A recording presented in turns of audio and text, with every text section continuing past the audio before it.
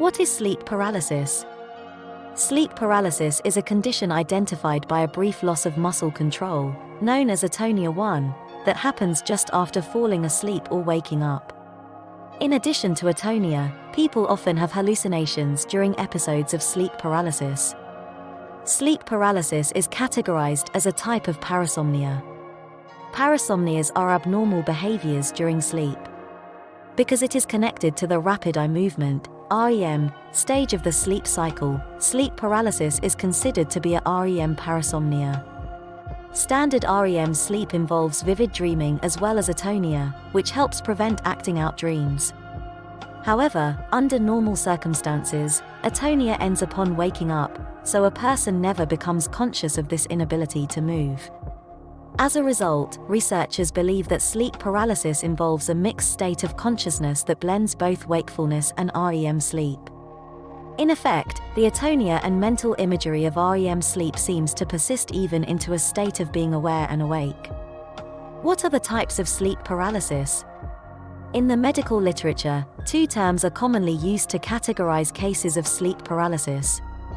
Isolated sleep paralysis is when the episodes are not connected to an underlying diagnosis of narcolepsy, a neurological disorder that prevents the brain from properly controlling wakefulness and often leads to sleep paralysis. Recurrent sleep paralysis involves multiple episodes over time. In many cases, these two defining characteristics are combined to describe a condition of recurrent isolated sleep paralysis, RISP, which involves ongoing instances of sleep paralysis in someone who does not have narcolepsy. What does sleep paralysis feel like? The fundamental symptom of sleep paralysis is atonia, or the inability to move the body. It occurs shortly after falling asleep or waking up, and during an episode, a person feels awake and is aware of this loss of muscle control. An estimated 75% of sleep paralysis episodes involve hallucinations that are distinct from typical dreams. As with atonia, these can occur when falling asleep, hypnagogic hallucinations, or waking up, hypnopompic hallucinations. Hallucinations during sleep paralysis fall into three categories. Intruder hallucinations, which involve the perception of a dangerous person or presence in the room. Chest pressure hallucinations, also called incubus hallucinations, that can incite a feeling of suffocation. These frequently occur along with intruder hallucinations. Vestibulomotor (VM) hallucinations, which can include feelings of movement, such as flying, or out-of-body sensations. Atonia is often distressing, and troubling hallucinations can make sleep paralysis episodes even more bothersome. For this reason, around 90% of episodes are associated with fear, while only the minority have more pleasant or even blissful hallucinations.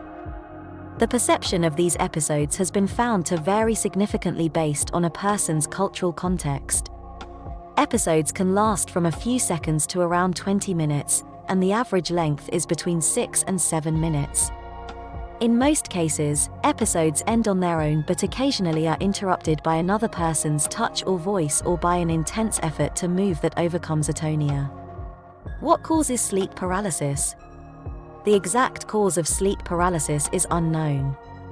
Studies have examined data to see what is associated with a higher risk of sleep paralysis and have found mixed results.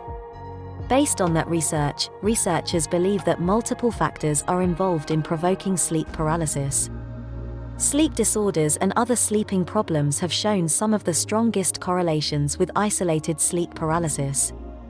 Higher rates of sleep paralysis, 38% in one study, are reported by people with obstructive sleep apnea, OSA, a sleep disorder of repeated lapses in breathing. Sleep paralysis also has been found to be more common in people with nighttime leg cramps.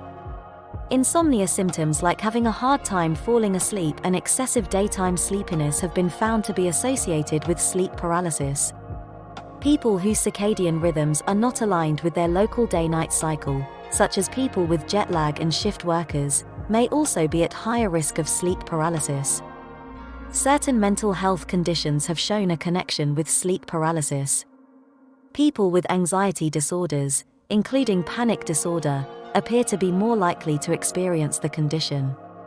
Some of the strongest associations are in people with post-traumatic stress disorder, PTSD, and others who have had exposure to childhood sexual abuse or other types of physical and emotional distress. Stopping alcohol or antidepressants can also lead to REM rebound, which may cause sleep paralysis too. Studies have found a higher risk in people with a family history of sleep paralysis, but no specific genetic basis has been identified. Let us know in the comments if you ever experienced that. For more videos like that, feel free to subscribe.